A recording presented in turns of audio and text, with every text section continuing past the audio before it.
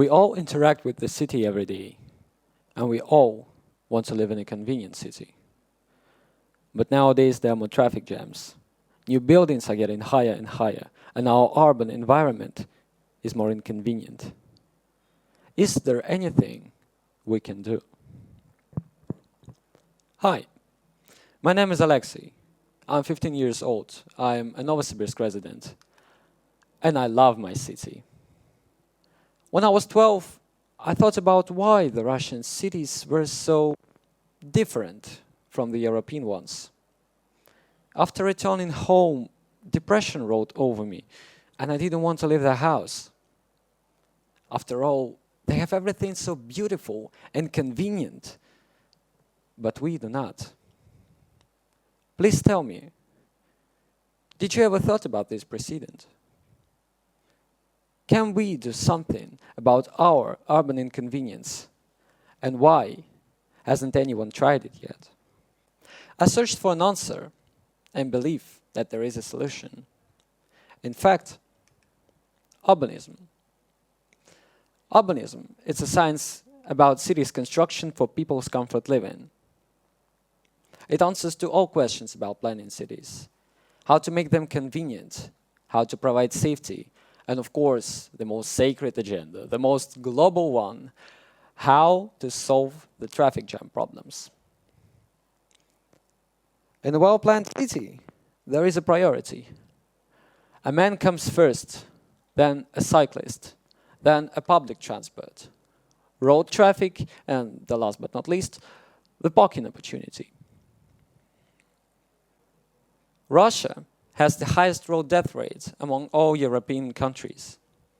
A paradox, the cities in Russia are constructed for cars, completely forgetting that people live in them. For example, the lights in Russia, the road lights, the traffic lights, lighten up the road and the streets. Although cars have headlights, but pedestrians don't. We have incredibly long traffic light phases for the pedestrians, but humans are not the robots. They are rational creatures. No one will wait 99 seconds to cross the two-lane road. Pedestrians never walk the way the designer planned. They move the most convenient way, the most comfortable for them. As a result, people are getting hit. Casualties and deaths follow. And those who planned such infrastructure are responsible for such professionalism. I have a vision how to solve the traffic jam problems. Some drivers claim that expanding the road would be a solution. Would you agree? I'm of a different opinion. When the roads are widened, traffic jams will increase. Why so?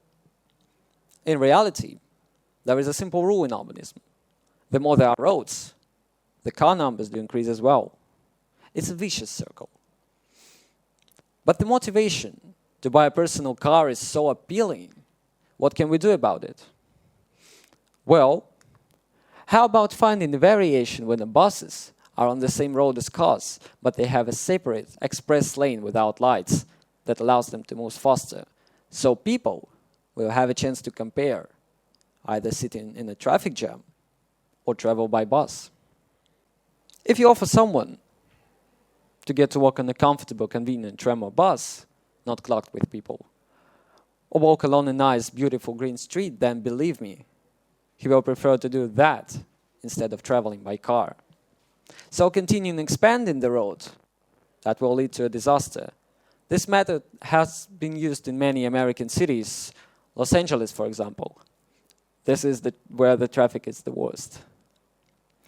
It is a well-known fact that to live in USA without a car is impossible. So in order to move around, it is better to drive, as there are no sidewalks on the roads in some American cities. A logical question: how could pedestrians move around in this case? There is no answer. Thus, the concept of infinite road expansion had been abandoned.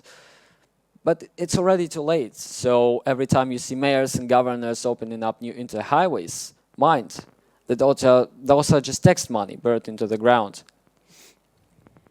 In addition to such a money venue as traffic jams, there is also another, more significant one, associated with ill-planned road construction. In Russia, 40 to 50 people get killed on such roads due to the improper design. Dirt is another serious Russian problem. All our roads are turning into an endless mud, and it's a catastrophe, really. In homes, shopping malls, offices, after the rain, dirt is everywhere. We in Russia today still suffer, be it a city or a village. It is practical to plant grass, to coat pavements with concrete, in other words, not to leave the open surface. In my opinion, the solution to this problem is very simple: a good quality drainage system. In other words, to drain the rainwater into a sewer. In Europe, they have solved this issue in the Middle Ages. Watch out! Next item might be a shock for you. You won't believe it, but the sub-districts are built only in CIS countries.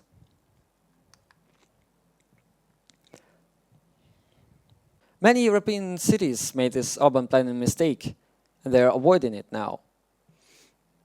The French architect Le Corbusier, for example, proposed to reconstruct half of Paris, and the famous sites that millions adore worldwide could have been turned into residential complexes, a Northfield field with several skyscrapers.